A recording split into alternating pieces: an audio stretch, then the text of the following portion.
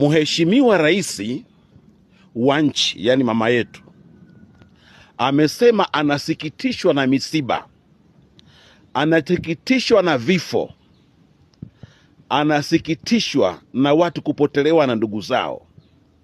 Huyo ni rais wa nchi ameongea, na ameongea amemaliza. Maana yake rais amejitoa kwenye lawama. Rais amejitoa kwenye lawama. Sasa swali langu mimi ni moja. Ikiwa rais amejitoa kwenye lawama, wakuu wa vyombo vya usalama wanafanya nini ofisini? Wale wakuu wa vyombo vya usalama wanafanya nini ofisini? Kisheria wanatakiwa kujiuzuru. Mimi Mwandambo naendelea kusema, na ni Mtanzania raia. Kisheria wakuu wa vyombo vya usalama wanatakiwa kujiuzuru.